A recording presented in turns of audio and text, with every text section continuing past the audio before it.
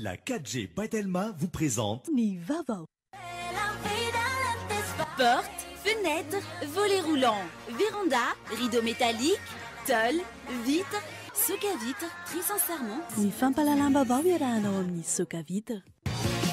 Arofinaritra miaraka amin'ny boky mazika ny Blue Line TV Manolotra anao ny fampalalambavao. safidy tsara indrindra. Vous voulez créer une ambiance agréable et pleine de caractère dans votre maison?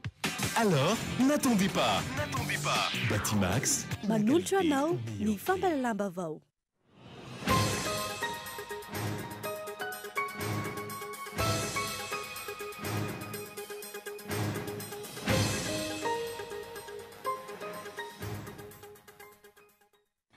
Te hividin'ny lohany nefa matahotra amin'ny maso noho iny taolo izay. Raikitra voatorakovitra ho iny tazana.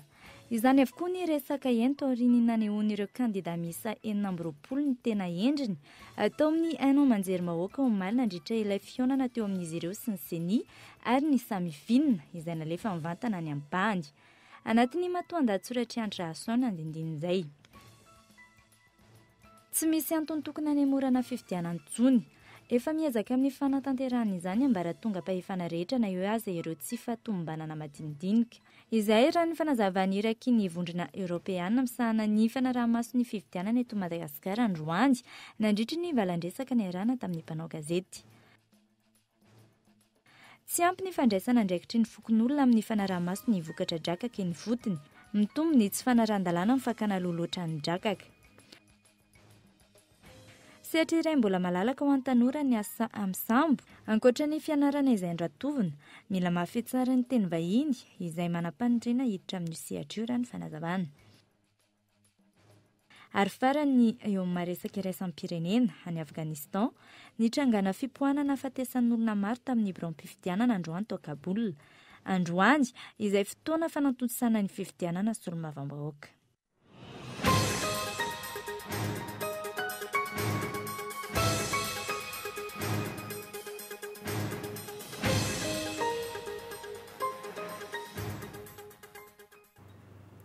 Faly miarabantsika rehetra indray tonga soa eto amin'ny fampalalam-baovao ny Kolo TV amin'izao alin'izao ary manasa anao anaraka izany hatramin'ny farany. Isan'ny tarantsika ny fampalalam-baovao avy hatrany te hividin'ny lohany nefa matahotra ny maso noho iny taolo izay raikitra voatorakovitra hoy kosa ny tazana. Izany avokoa ny resaka ento aoriany nanehoan'ireo kandida miisa 420 ny tena endriny tao amin'ny hainao manjery mbahoaka omaly nandritra ilay fionana teo amin'izy ireo sy ny seni ary ny samifinina izay nalefa mivantana ny ampahany. Sanatria hoy indray ny afa atao mitranga miemotra manao lelonjaza matoan-dahatsoratra Andry Rarsan. 20 andro melohan'ny anatotosana fifidianana filoham-pirenena melohan'ny fotoana. Izany hoe efa hiditra amin'ny herinandro fahatelo amin'ny fampelezan-kevitra. Efa nahavita ny tety komina sy distrika maro ireo kandida tena niomana hiatrika fifidianana. Vaonjay vao mampiakapeo ny sasany mivoaka miditra sy tsy mazava mihitsy amin'izay tia natongavana. Nefa dia niazakazaka tsy noterena no rotsaka ao kandida filoham-pirenena. Matoa ny rotsaka midiky izany fa nanaiky ny fitsipy-talao sy ny tontolo manodidina ny fifidianana. Tsongolohana avokoa izao rehetra izao ary miezaka mafy manely fa misy paika maloto io fifidianana io. Tsy azo lavana fa mety hisy tokoa izany paika maloto izany fa eran-tanany tsy nisy afa-po zatso-tsanjato amin'ny fikarakarana fifidianana fa indrindra ny aty Afrika. Toy ny nadinoiny ireo kandida mpanao politika ireo fa manana andraikitra sy adidy izy ireo raha misy tokoa ny tsy tomombana madilana ho tetenina satria amin'izy ireo dia efa nisy praiminisitra, filoham-pirenena, minisitra. Tokony efa niasa nanatsara sy nandrafitra lalàna anatsarana ny fifidianana ho madio sy ho eken'ny rehetra. Nahoana no aty amin'ny andro fa 20 mialohan'ny fifidianana vao mampiakapeo manan-kiny ireo mpikarakara amin'ny fifidianana. Efa nilaozan'ny taona sy ny vaninandro ny fomba fanaovana politika. Mbola voizin'ny sasany ankehitriny. Raha mbola mihevitra mivoaka malagasy ho paty tondrina. Tsy atsinjo fa rediredy sy fitantarana angano no ataon'izy ireo ho fiketrehana tombotsoa manokana. Na ihany koa resaka seza ho amin'ny fiaraha-mitantana makany amin'ny tetezamita lava reny na ambadiky reny resaka nampitaina mivantana tamin'ny ena manjery bahoaka omaly ireny. efa fantatra ihany koa anefa fa raha misy aotra faingo isanjato no vato ho azon'izy ireo amin'ny fifidianana amin'ny fafito novambra ho avy izao kanefa dia masamy rere fa maro anisa hono maro anisa amin'inona ny fifidianana ihany ny fomba demokratika hitsarahan'ny vahoaka amin'ny mpanao politika ko inona ny tsirosoana amin'ny fifidianana fa ankehitriny vao te hividiny lohany fa matahotra amin'ny masina mitranga miemotra toa lelon-jaza fa nga ihany koa moa raha nandoha ilay caution 10,000 ariary dia efa mihevitena fa efa ho zavatra sy mpanapaka eto amin'ity firenena ity fifidianana ihany no fandrefesana ny mpanao politika fifidianana efa nandrasan'ny vahoaka efa mantaona amin'ny maro raha teo no tonto saina ka dia aza manao hevi-jaza intsony aizako efa raikitra voatorakovitra fa izay lafy ny politika izay hatrany tsy sehatra andraisana fanapa-kevitra izay tsy mifandrify amin'ny andraikitra sahaniny araka ny lalàna ny seni hoy ny filoha lefitry ny seni Rakotonarivo Thierry manoloana ny trangana izy nandritra ilay fionana teo amin'ireo kandidat sy ny Bianco ary ny Samvin izay nikarakarain'ny seni ho Maltakariva teny Nansana Andry Rarson maneho ny fahitan'ilay trangana nandritra ny fionana naraina ady efitra teny Nansana Omaly izay narehefa mivantana tamin'ny fahitalavy-bahoaka ny filoha lefitry ny seni Rakotonarivo Thierry amin'ny alalan'ny antso tamin'ny finday avy any Antsiranana. Sehatra nanapa-kevitra mikasika izay zavatra tsy anjara andraikitry ny seni ohatra ny amin'ny gouvernemanta ny amin'izany fananganana ny cour électorale spéciale zany ny amin'izay mety ho fampiemorana ny fifidianana na hatramin'izany fanokafana ny lisy-pifidianana zany dia lalàna sy lalam-panorenana avokoa no mamaritra ny sehatra ireo ka ho an'ny seni manokana dia sehatra telo moa zany foto-kevitra telo no mibaiko azy voalohany fianona ny hevitry ny maro faharoa ny mangarahara tanteraka ireo fianona ny hevitry ny maro sy mangarahara eo nefa dia natao hikarakarana fifidianana anatin'ny fanarahana ny lalàna io zany ny ambony indrindra ny fanarahana-dalàna nampatsiha ivony ihany koa ny momba ny lisy mifidy sy ny momba ireo biro mpifidianana vaovao mahaberesaka ny kandidat sasantsasany mikasika ny lisy mpifidianana dia mamerina ihany izay eto anivon'ny seni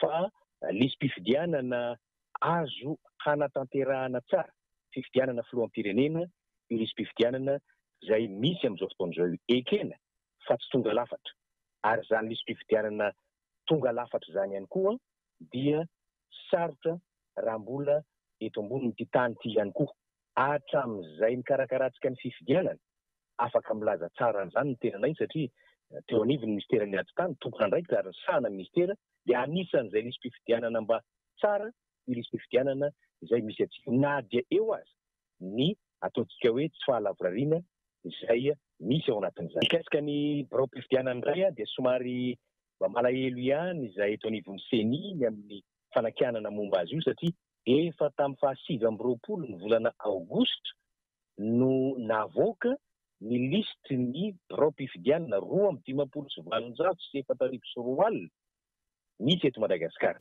Na izany aza mampametra-panontaniana mpanara-baovao ny antony nampitana mivantana ny fionana naraina ady hevitra teny Nansana Omaly iny manoloana ny fikasahan'ireo kandidat ny anemorana ny datin'ny fifidianana ny anana fanana izany mihitsy raha tsy aivana ny fitsarana avy momba ny lalam-panorenana ihany no afaka manemotra na manafoana ny fifidianana ary ny gouvernemanta irery ihany koa no afaka mampiantso daty mpifidianana vaovao rehefa voamarina amin'ny fisian'ny antony tsy azo ivalozana anaovana izany hatreto zany tsy miova ny daty mpifidianana araky no mafisy ny filoha lefitry ny seni ihany fa amin'ny fafitony volana novambra ho avy izao fa tsy misy antony tokony hanemorana ny fifidianana intsony efa miezaka amin'ny fanatanterahana izany ambara tonga pahefana rehetra na eo aza ireo tsy mahafatombanana madindinika izay raha ny fanazavany iraky ny vondrona eoropeanina misana ny fanaraha-maso ny fifidianana eto Madagasikara androany nandritra ny valandresaka niarana tamin'ny mpanao gazety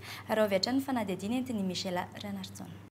Manoloana ny fikasan'ny ireo kandidat sasatsasany amin'ny fanemorana ny fifidianana naneho ny heviny ireo mpanara-maso ny fifidianana avy amin'ny vondrona eoropeanina samy miomana amin'ny fifidianana ny ambaratonga pahefana rehetra raha ny fanazavany tsy misy tokony hanemorana izany intsony.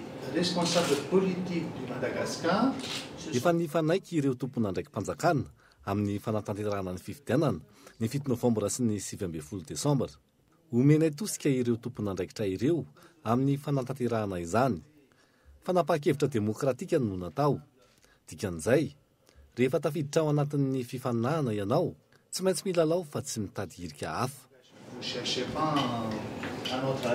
lisy fivianana tsy tomombana isan'ny tepoka mampitaraina ny maro teo anefa ny fankatoavany delegasion'ny OIF izay nanatanteraka ny fitsiriana izay lisy fivianana izay tsy tokony asiana olana intsondra ny fanazavan'ny mpanaraha-maso ny fivianana avy amin'ny vondrona eoropeana izany tokony samy andrainy andraiky ny rehetra amin'ny fanaraha-maso l'Organisation internationale de la francophonie manana fahaizana momba an'izay fitsirihana izay ny OIF tsy Madagasikara irery no nitadin'ny fanohanan'ny OIF ho anay iny no valin'ny fitsirihana tsy tokony hisy resaka mihoatra izay isan'ny horesahany mpanaraha-maso ny fividianana avy amin'ny vondrona eoropeana ihany koa androany ny tsy fifandanjany ny fanaovana fampielezan-kevitra eto Madagasikara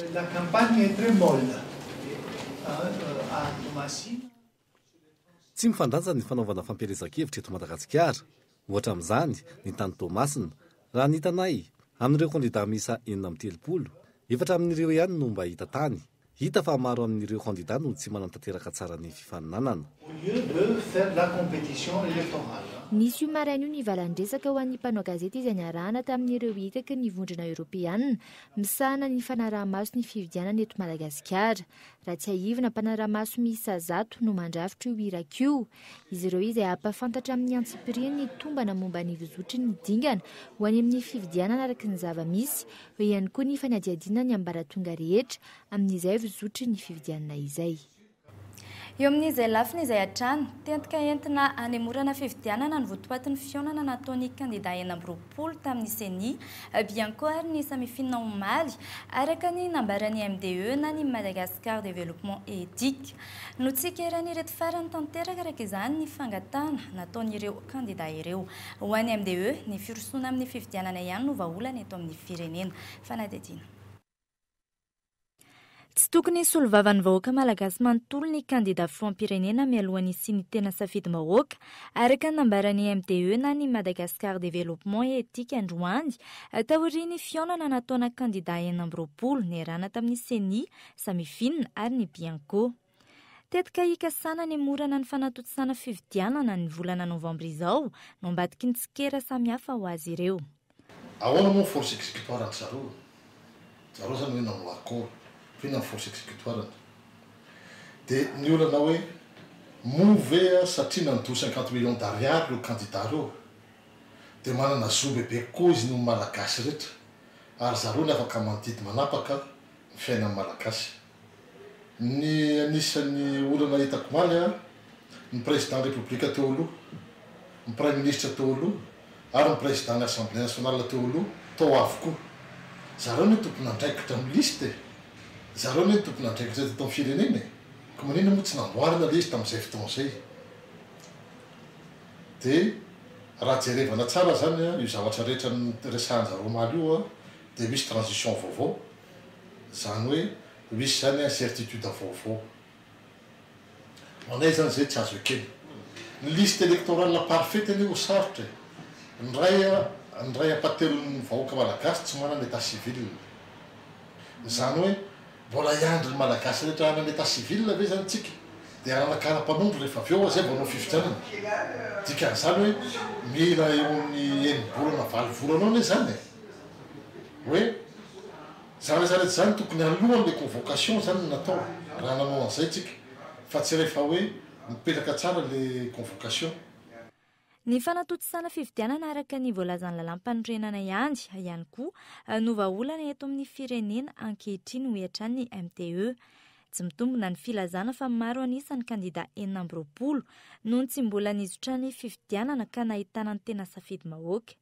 tsy azo ekena manoloana io ny fikasana fanemorana izany sy ny fametrahana teteza mita afindray io raha le programme nasa resahan'zareo maly io averiko tsara ouverture ny liste électorale réouverture ny liste électorale fametrahana ny correcte électorale spéciale sy ny conférence souveraine roa taona zany fa raha fa kely zany transition zany tsy possible zany nefa président CNI koa efa niteny maly vao misokatra ao izy liste électorale dia mila minimum 3 mois izy hitanareo zany dia rehefa aveo indray hoe période cyclonique oye aleo le fifidianana dia zay filoham-pirenena lany eo everina fa manana fahendrena anao le processus zany hoe rehefa lany anjaran'ny candidat président zany manao mazava n'izay programme anazy zay dia zao hoe manao engagement zany ny candidat hoe anao an'izay tsy vao izao no nisy nitetika fanemorana fifidianana nataon'ireo candidat filoham-pirenena sasany antony mampametra-panontaniana ny olom-pirenena ny amin'ny hoe misy ve ny fatahorana hiatrika fifidianana ny fanaraha-maso no tokony hamafisina mandritry ny fifidianana fa tsy ny fanemorana izany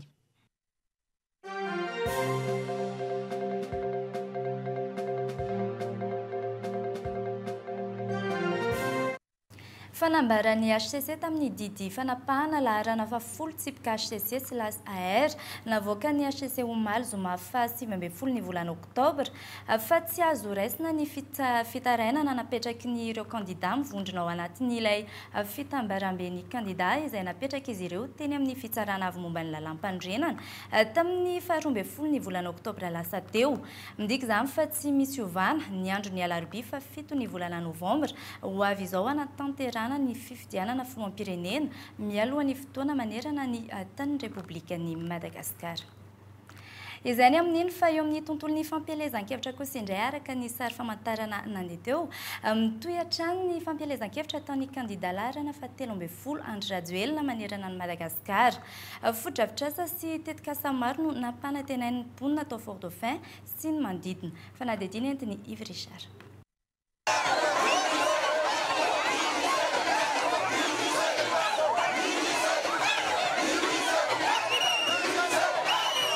Mitohy hatrany ny fampielezan-kevitra ataon'ny candidat laharana fa 13 Andry Rajoelina manerana ny Revoparitany, commune sy distrika maro manerana ny Madagasikara.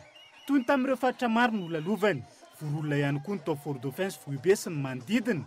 Foto-drafitrasa sy tetikasa maro no nampanantenainy ny candidat laharana fa 13 Andry Rajoelina ny mponina nandritra ny fandraisam-pitenenany. Isan'izany ny fanatsarana ny fambolem-bary, irosona amin'ny fahaleovantena ara-tsakafo, ny tantsoroka sy ny fampananana asa ho an'ny tanora sy ny famokarany herinaratra. Ao anatin'ny 5 taona convention io teny fanarahana io tsy maintsy ataontsika ny ambolena 100,000 hectara ana vary 100,000 hectara zany raha mahazo 5 tonnes tsika l'hectare 500,000 tonnes midika an'izay raha nanafaka 300,000 tonnes tsika ao anatin'ny 5 taona tsika indray mba manondrana vary manondro vatany volany volany tonga dia anafatra vary amin'ny sambo dia ataoko tonga eto Fort-Dauphin dia ahenako mividy vary eto Fort-Dauphin toko vary ametraka teti-bola manokana rehefa lany filohan'ny Repoblika dia anampy ny tanora rehetrarehetra amaty vola tsy misy zana-bola mametraka dosienareo dia afaka manao ny asa zetianareo toko vary. Mitondra ny tarainany tamin'ny Andry Rajoelina mahakasika ny olana fananantany ao Fort-Dauphin ihany koa ireo mponina nampanantenainy ny candidat laharana fa 13 fefa tafiditra anatin'ny vina ny mpampandrosoana petra no fampandrosoana ny Madagasikara zany.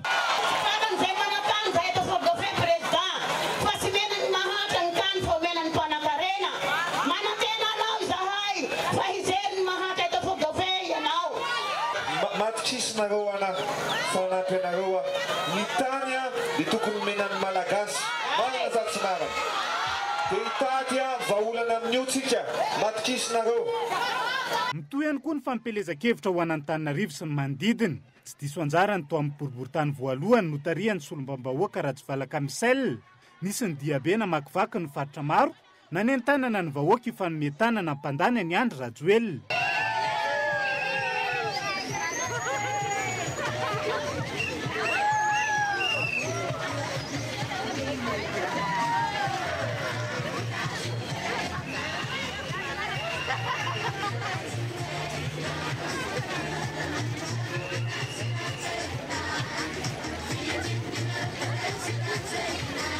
Nambaran'ny solombam-bahoaka Ratsivalaka Misel fa mafisina hatrany ny hetsika mifandraika amin'ny fampielezan-kevitra eto Antananarivo sy ny manodidina. Tokana ny tanjona dia ny ampandany ny candidat laharana fa 13 Andry Rajoelina raha ny fanazavana. Zay amin'ny premier arrondissement izay miaraka amin'ny député Ratsivalaka dia tsy mitsahatra mihitsy miasa. Ary efa taloha ary zay tamin'ilay pré-campagne sy talohan'ny pré-campagne dia mba niasa foana nanao ny action sociale. Avy eo nanao ny pré-campagne zay na tamin'ny herinay ara dia nataonay ny pré-campagne. Nay Andry Rajoelina jerenay ary zay ataonay zay tafita azy numéro 13 ny mandeha. Ny fiarahany rehetra mientana no antoka hampandresan'ny kandida laharana fahatelo ambin'ny folo hoy ny avy amin'ny AFF. Andresy ny fampelezan-kevitra moa zany dia ny AFF dia tsy nitsahatra mihitsy nandray anjara indrindra zay eto amin'ny premier arrondissement fa ny AFF moa dia région nationale izy efa miparitaka manerana ny nosy ny azy fampelezan-kevitra fa raha izahay eto amin'ny premier arrondissement manokana moa zany dia tsy mitsahatra kosa isanandro manao zay trasy ny herinay afanay mampandany an'iny président ihany. Voron'olona trany hatreto ny toerana nolalovan'ny kandida laharana fahatelo ambin'ny folo Andry Rajoelina. Tsikatra nandritra ny fionany amin'ireo vahoaka marobe fa miandrandra sy manantena fanovahana sy vahaolana avy amin'ny vahoaka malagasy izay efa trotraky ny fidangany vidim-piainana sy ny fahantrana lalina.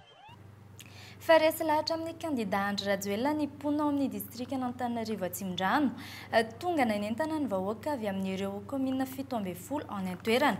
Andatsabato ny kandida laharana fahatelo ambin'ny folo teny amin'ny kianjany Ambohimamory Itosy Androany ny solombavambahoaka John Nilita. Raha vetrany ary mifanadihadiana.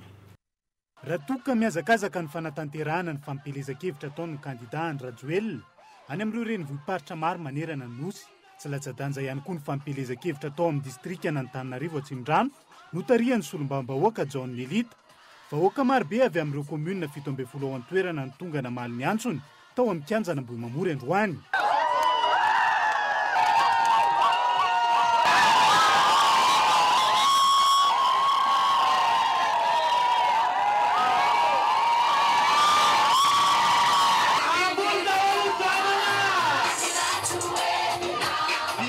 Mila mpitondra tanora sy mahavita toan'ny Andry Rajoelina ny firenena raha ny fanazavana ny solombavambahoaka John Nilita.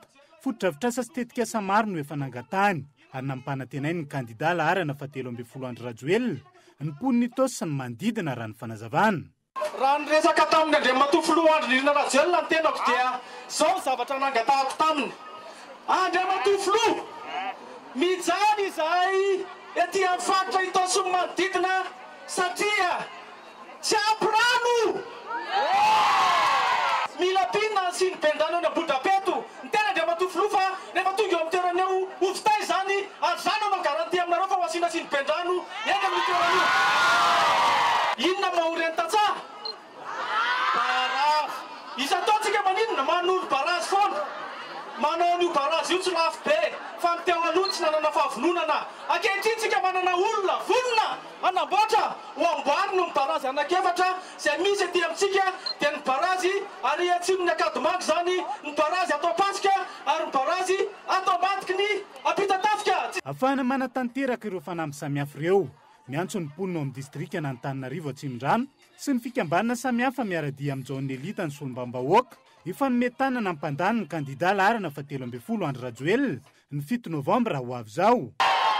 Fa 7 volana Novambra dia numéro 13 noviditsika eto amin'ny komina manodidina Itosy avarabohatra eto amin'ny Fokotany ary eo ihany koa ny Akadimaky sy ny fivolana Bodapeto ampita-tafika Antananarivo Antanina ohatra ve ary be masoandro tsy adinoana.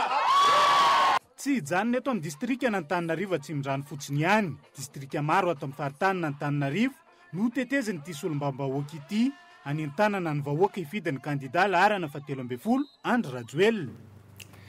Fa tsy azo iadikevitra intsony ny fanatanterahana ny fifidianana raha ny fanazavany fikambanana efatra mpanara-maso ny fifidianana sy ny fiainam-pirenena ahitana ny gaziplatsaka ny sitrapo ny aksezon'olombelona ny tenina ary ny ASD fanakorotanana sy fanofotohinana ny fanatanterahana ny fifidianana ho avy izao ny fifanarahana samihafa nataon'ireo kandida sasany teny anivon'isen'ny omaly raha ny fanadihadiana.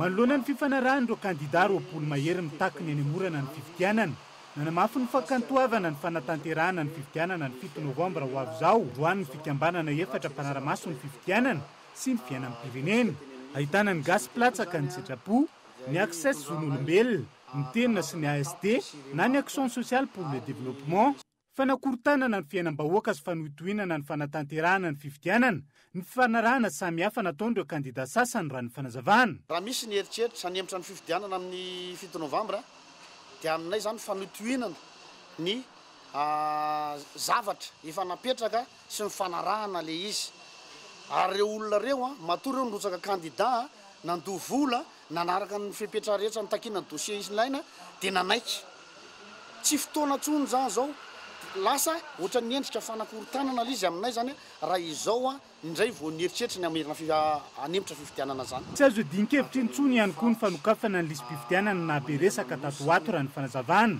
efa maro ny hetsika momby zany nanomboka ny taona 1922 tamin'ny fametrahana ny ralina izay nakana ny fakakevitra ireo mpisehatra tsy ankanavaka toy ny voamera amin'ny pirenena misahana ny fifidianana ny mpanao politika ny fiarahamonim-pirenena sy ny maro hafa ny voalazany lalàna ao amin'ny 17 dia ny 2 desambra ka hatramin'ny 15 mey ny fanokanana ny lisy-pifidianana aorinan'izay dia gelé ny liste électorale raha arabaky teny le gelé zay tsy azo kitikitihana tsony itsika ny fifidianana tsika nefa zao mois d'octobre zao amin'ny 7 novambra ny fifidianana ny dikan'izay tsisy azo atao nininina tsony io lisy-pifidianana io nisy ny voalazany lalàna hoe mandeha misoratra ianao manao recensement foko tany manana droit ianao ijery aosatra ny anaranao manana droit ianao anao réclamation ny dikan'izay zany efa tapitra le fepotona efa tsy antsony zany ny resaka zao fa efa ao anatina procédure électorale atsika vo izao ny nanara-maso ny fifidianana teto Madagasikara ny vovona ny vondrona ireo fiarahamonim-pirenena efatra ireo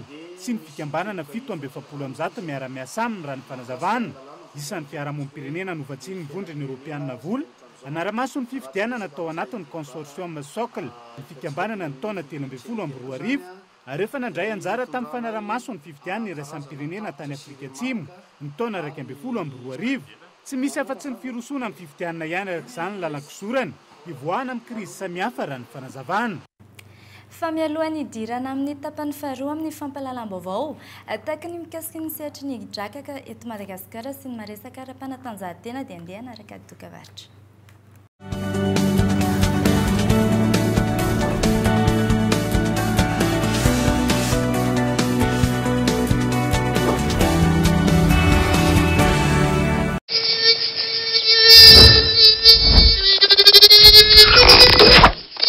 Même les moustiques les plus coriaces ne résistent pas à Catch. Grâce à son mode max, il est 2 fois plus efficace, même fenêtre ouverte. Légèrement parfumé pour plus de protection et de douceur. Catch. Vous voulez créer une ambiance agréable et pleine de caractère dans votre maison?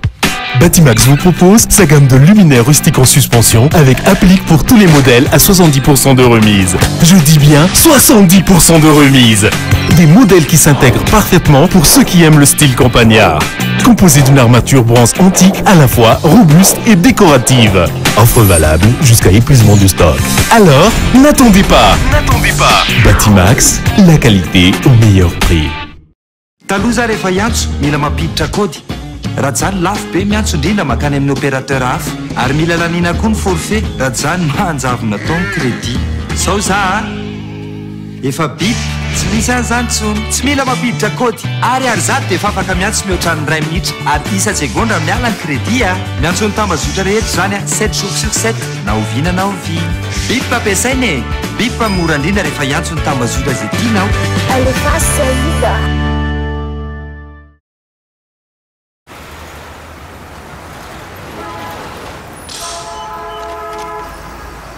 Découvrez le délicieux goût de coco, léger, frais, qui vous fait voyager.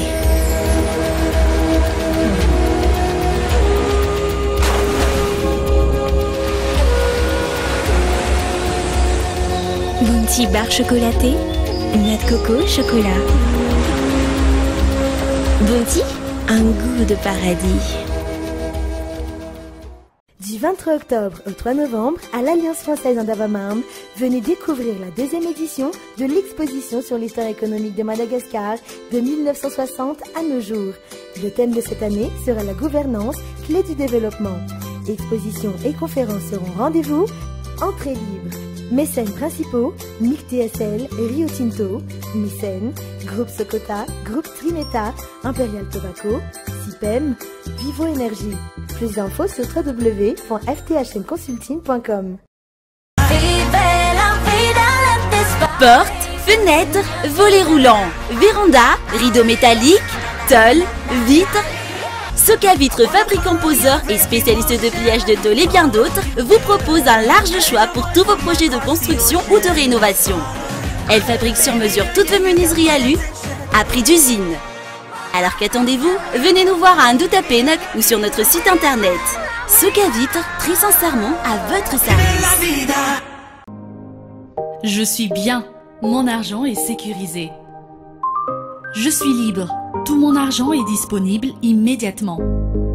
Je gère mes comptes 24 heures sur 24, 7 jours sur 7. Je savoure la simplicité. Je profite de tout faire avec mon téléphone. J'ai du temps en plus pour les miens. J'adore chaque instant. Je suis gagnant sur tous les plans. Mvoul to Bank, Bank to Mvoul. Tout mon argent disponible à tout moment, gratuitement, où que je sois, pour toutes mes actions. Rendez-vous vite dans votre agence BNI. Mvoul, simple, immédiat, sécurisé.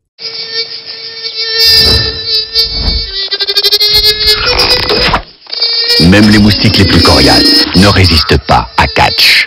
Grâce à son mode max, il est 2 fois plus efficace, même fenêtre ouverte. Légèrement parfumé pour plus de protection et de douceur. Catch.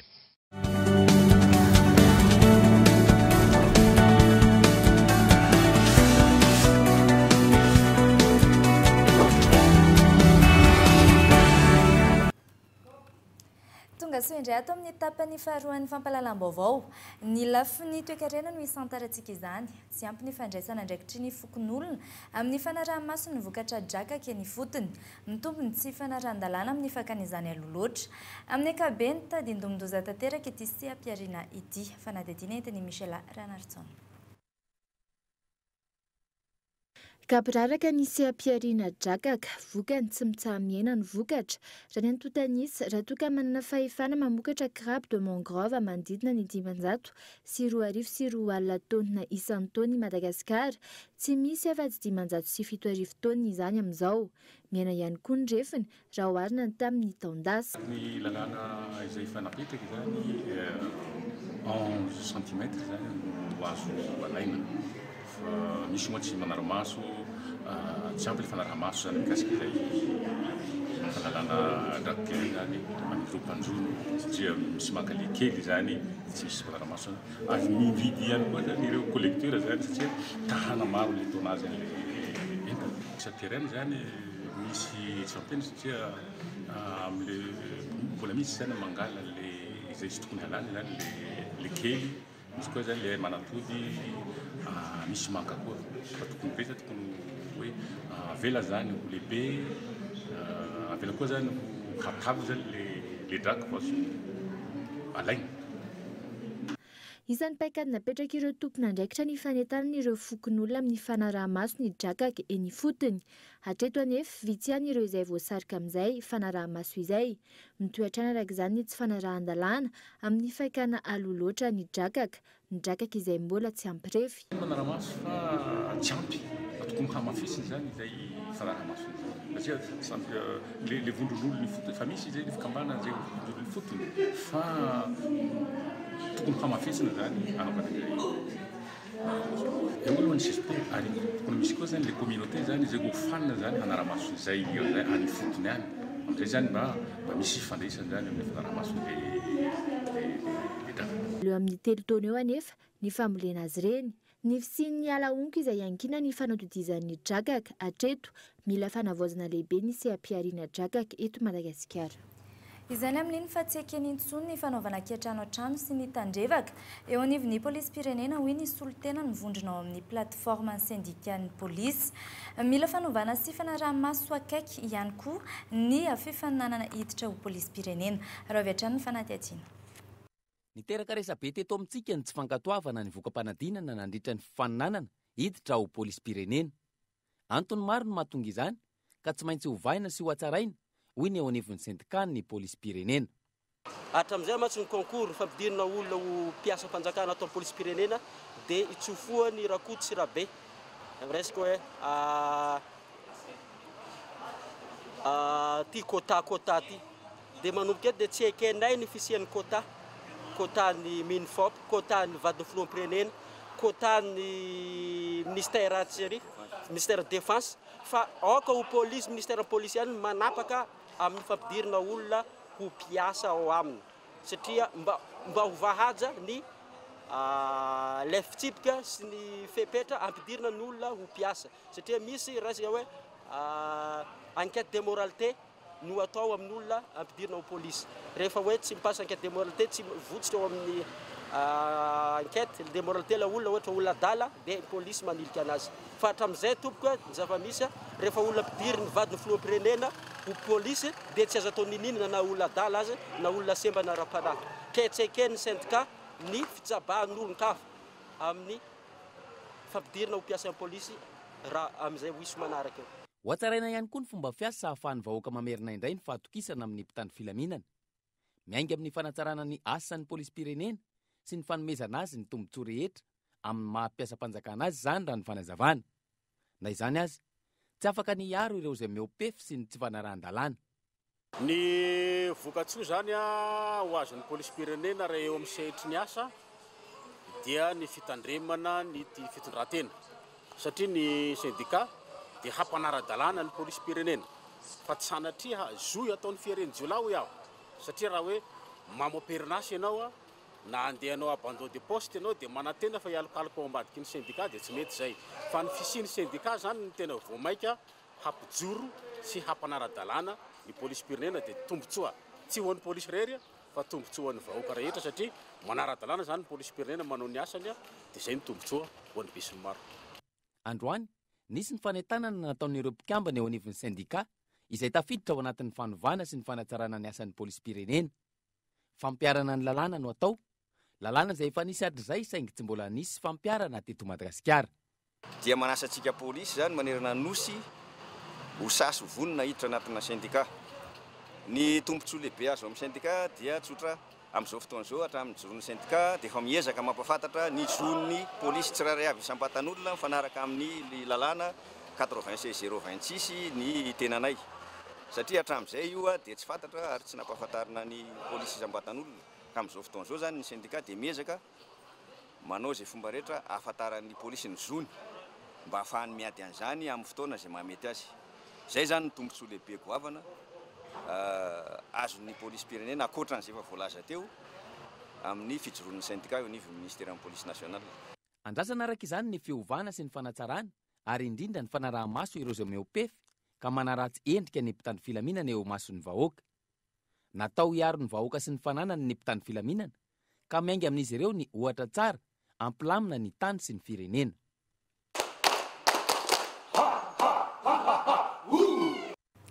Faraky ny lohatenim-baovao dia sehatra iray mbola malalaka ho an'ny tanora ny asa amin'ny sambo. Ankoatra ny fianarana izay noratovina, mila mafy tsara ny teny vahiny izay manam-pandriana hiditra amin'ny sehatra io raha ny fanazavana. Gaetan Andretsilavo. Ny valy ny vokam-panadina na baccalauréat, ao ireo afaka ary misy ireo tsy maintsy mameritaona. Olana sedrain'ireo tanora eto Madagasikara matetika ny fisafidiana, ny sapam-pampianarana na ratovina aorian'ny fahafahana baka. Raha ny tokony ho izy anefa, mbola any amin'ny sekoly ambany dia efa tokony ho fantatra izany, ahafahana mitarika azy ireo tsikelikely amin'izay safidiny. Io lafiny fanomanana avy any amin'ny fototra io, no mahasarobidy ny fandalovany ankizy ao amin'ny maternelle. Raha ny tombony manokana hoe andalovany ankizy amin'ny jardin d'enfance sy amin'ny maternelle, ao amin'ny préscolaire zany misy hoe zay terme hoe motricité large sy motricité fine zay, izany hoe zany anomanana ny ankizy ny vatany, ny sainy indrindrandrindra zany amin'ny tanany satria tanany ankizy kely zany dia tsika somary mbola malemilemy kely nefa ao amin'ny CP1 vao tena hanomboka hanoratra dia zay zany hoe mahatsara ny ankizy mandalo amin'izay hoe classe jardin sy maternelle zay. Aorian'izay maternelle izay miroso hatrany amin'ny CEPE ny ankizy mpianatra ka aorian'izay ny tokony ho volavolaina amin'ny fianarana ho ratoviny rehefa lehibe. Raha hanao mpitsabo ohatra dia tokony hisy ny famolavolana manokana. Isan'ny sapam-piofanana mbola malalaka ary mahaliana ny tanora amin'izao fotoana ihany koa ny asa eny amin'ny sambo. Sehatr'asa iray, mila fifehezana ny teny vahiny. Critère voalohany indrindra aloha dia ny fitenenana teny anglisy. Tsy maintsy mafia an'ilay teny anglisy an'ilay ankizy. Ohatran'ny fitenitsika malagasy any ny fiten'ilay ankizy any teny anglisy. Dia faharoa manaraka an'izay zevony mafia an'ilay lafiny teknika. Ka ny sehatra teknika mbola hoe itodihan-dry reto Madagasikara sy ny apisin'ilay tohilin'ny hanjimada zany zao dia ny spa, ny esthétique, coiffure, anglerie, coach fitness. Raha ny loharanom-baovao azo manodidina ny $900 isam-bolana farafahakeliny ny karama raisin'ireo tatsambo iray. Na izany aza, tsy ny rehetra ny mafeny asa ary mila fiofanana sy fahavononana avy amin'ny tsirairay.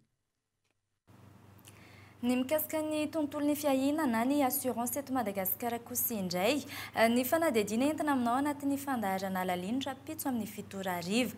Anatin'ny fanadihadiana no ahitana ireo karazany fiahinana fiantohana izay ny olana mateti-pitranga sy ny maro hafa. Aron santionany amin'izany. Tranomay, fananana potika, lozam-pifamoivoizana, aretina sy ny maro hafa, zava-misy eo anivon'ny fiarahamonina ireo ary maro amin'ireo iarin'izany no tsy mahafantatra akory ny tokony atao. Ny sokajin'olona rehetra dia afaka misitraka ny fiantohana avokoa eny anivon'ireny trano fiantohana ireny. Ny olona rehetra no afaka mifanerasera sy miara-miasa amin'ny trano fiantohana, izay tsy miankina amin'ny fidiram-bola, na fananana, na ny asany, ny fidirany amin'izany. Ankoatra izay, afaka manatona ny trano fiantohana ireny ihany koa ny orinasa. Ny sokajin'olona rehetra araka izany no afaka misitraka ny fiantohana raha mifanaraka amin'ireny trano fiantohana ireny. Ny fiantohana ny fiarakodia ihany no tsy maintsy atao raha ny fanazavana. Ho fiantohana ny andraikitry ny tompon'ny fiara sy ny mpitondra ny fiarakodia no tsy maintsy anaovana izany. Misy karazany 5 ny tranom-piantohana na ny maison d'assurance eto Madagasikara. Izy ireo izay samy manana ny fiantohana sahaniny avokoa. Misy amin'izy ireo no miantoka amin'ny afo sy ny halatra, ny fahasalamana, ny fambolena, ny fananana sy ny lova, ny mpitatitra raharaham-bokatra, eo ihany koa ny mpiasa sy ny mpampiasa. Raha ny eto Madagasikara manokana, tsy mahafantatra ny karazam-piantohana azo atao ny akamaroan'ny mponina. Ny fiantohana fiara izay tsy maintsy atao no maro pahalala indrindra. Maro anefa ny fiantohana. Ohatra amin'izany ny hoe ny orinasa sy ny mpampiasa no manao soniny fiantohana ny mpiasa ao amin'ny manoloana ny loza mety hitranga amin'ny asa. No io toetra tsy maintsy ankatoavana io, maro no tsy mahafantatra ary tsy liana amin'ny fakana ny fiantohana raha eto amintsika manokana no asiana resaka. Eo amin'ny tontolon'ny fanatanjahantena kosa indray, ankoatran'ny Madagasikara, firenena 3 hatreto no efa manana ny tapakila hatrehana ny CAN 2024 izay tanterahina ny Cameroun. Fanadihadiana avy hatrany. Ankoatran'ny Madagasikara, firenena 3 amin'ireo 420 ady no tompo andakan'ny Afrika, CAN 2024 tanterahina ny Cameroun no efa nazo ny tapakila hatrehana izany ankehitriny. Voalohany tafitatra izy ireo mpampiatrano Cameroun. Ankoatra izay, tafakatra ihany koa ny leona ny teranga avy any Senegal izay nandresa ny Soudan tamin'ny sareno tsy misy. I Madagasikara izay miray vondrona amin'ny Senegal. Manohy ny diany hiatrika ny CAN 2024 ihany koa i Tunisie sy Egypte. Izy rotonta ireto izay 420 hiatrika ity fiadiana ny tompo andakany Afrika ity. Voalohany hiatrika izany kosa ny bariady eo Madagasikara. Manomboka eto, manana ny tombony lehibe ny mpilalao malagasy. Raha hoany amin'izy ireo ihany koa ny mason'ireo mpitrandaka sy ny mpitily mpilalao. Azo antoka araka izany fa isy mpilalao malagasy any Espagne, Allemagne, Italia ary Angleterre amin'ny taona 2024.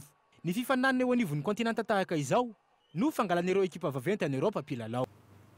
Dia izay ihany koa tompoko kilasy tompoko vavy namarana ny fampahalalam-baovao tamin'ity anio ity. Ankehitriny ianao nanaraka izany hatramin'ny farany. Veloma tompoko.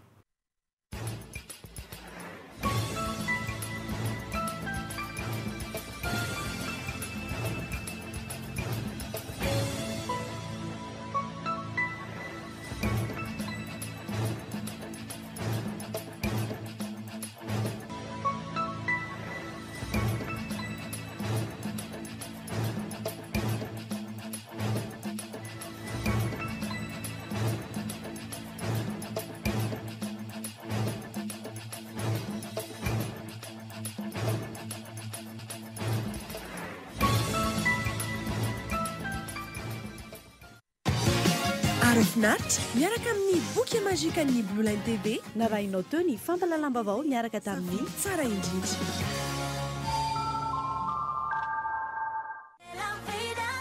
Portes, fenêtres, volets roulants, véranda, rideaux métalliques, tôle, vitres, Soka Vitre, très sincèrement. Ny fampahalalam-baovao niarahanao tamin'ny Soka Vitre. La 4G by Telma vous a présenté Ny vaovao. Vous voulez créer une ambiance agréable et pleine de caractère dans votre maison? Navainao teo ny fampahalalam-baovao niaraka tamin'ny Batimax, la qualité au meilleur prix.